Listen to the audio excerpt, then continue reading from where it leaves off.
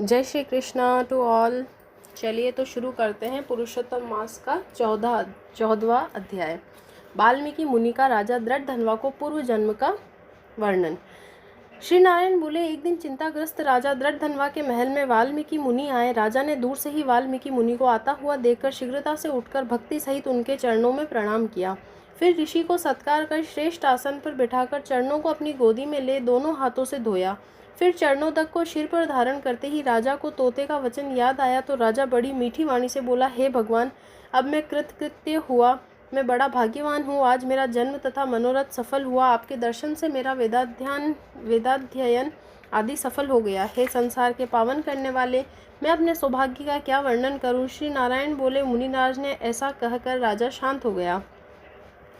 तब वाल्मीकि मुनि राजा को विनय युक्त देख मन में बड़े प्रसन्न होकर बोले, हे राजन, तुम इतने चिंता से व्याकुल क्यों हो? तुम्हारे मन में क्या है सो बताइए। हे महामते, जो कुछ इच्छा हो सो कहिए। दृढ़धनवा बोले, आपके चरणों की कृपा से मुझे सदा सुख है, परंतु हे ज्ञानधन, मेरे मन में एक बड़ा भारी भ्रम है। जो वन में तोते ने कहा था उस शूल को दूर कीजिए। एक समय में शिकार खेलने के लिए घोर वन में चला गया था। वहाँ घूमते हुए मुझे एक तालाब नजर आया। उसका ठंडा जल पीने के बाद श्रम दूर करने को एक बड़े वटवृक्ष के नीचे उसकी शीतल छाया में बैठ गया। उसी छाया मन में नेत्रों को अत्यंत सुखदायी थी। उस वृक्ष पर मैंने एक मनोहर तोता देखा।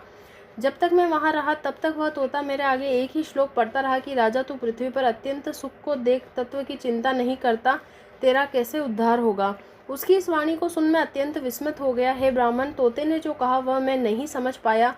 यही मेरे हृदय का संदेह है, इसे आप ही मेटने में समर्थ हैं। मेरे राज्य में सभी सुख है। प्रतिभाशाली चारों पुत्र हैं, मनोवर पतिव्रता स्त्री है, हाथी घोड़े रथ और पेतल चतुरंगिनी सेना है। हे ब्राह्मण, सभी अपार समृद्धि है। यह मेरे कौन से पुण्य का फल है, यह सब संक्षेप में विचार कर कहो। वाल्मीकि मुनि राजा का प्रश्न सुनकर प्राणायाम करके 2 घड़ी तक ध्यानावस्थित होकर भूत भविष्य और वर्तमान वेता हाथ में लिए दर्पण की भांति विश्व की होने वाली सब घटनाएं देखकर हृदय में निश्चित करके राजा से बोले, राजन, आप अपने पूर्व जन्म में चरित्र का विवरण सुनो। हे राजेंद्र, पूर्व जन्म में आप द्रविड़ देश में सुदेव नाम के ब्राह्मण थे। ताम्रपर्णी नदी के किनारे रहते थे। आप बहुत धर्मात्मा, सत्यवादी, संतोषी, वेदाध्ययन करने वाले हरि भक्त थे। अग्निहोत्र आदि यज्ञों द्वारा आपने हरि को प्रसन्न किया था। आपके सर्वांग सुंदर उत्तम गुण वाली गौतम ऋषि की पुत्री गौतमी नाम की सर्वश्रेष्ठ स्त्री थी।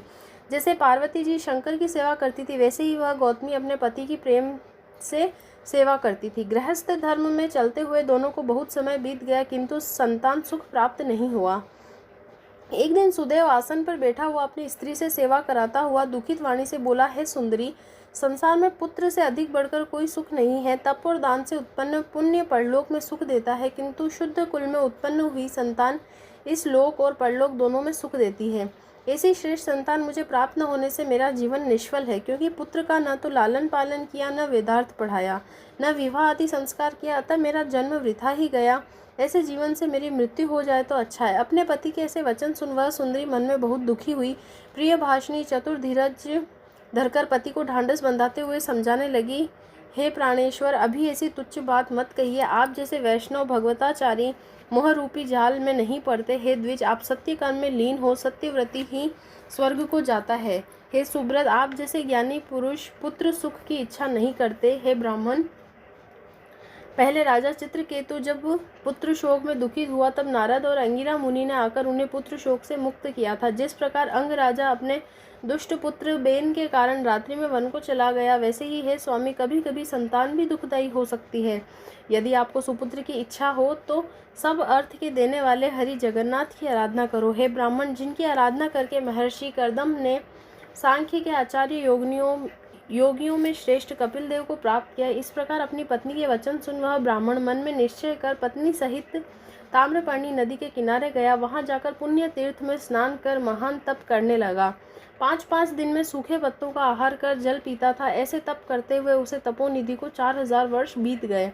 हे ब्राह्मण, उसके तप से जब तीनों लोग कांप उठे तब उस सुदेव का महाउग्र तप देखकर शीघ्र ही गरुड़ पर सवार हो भक्तवत्सल भगवान प्रकट हुए।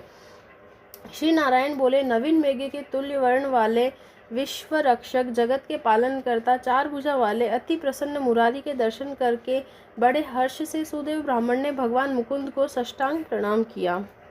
इसी के साथ 14वां अध्याय समाप्त होता है। अगर आपको मेरी वीडियो पसंद आए तो लाइक बटन ज़रूर प्रेस करें, और आपने मेरा चैनल अभी तक सब्सक्राइब नहीं किया है तो सब्सक्राइब कर लें।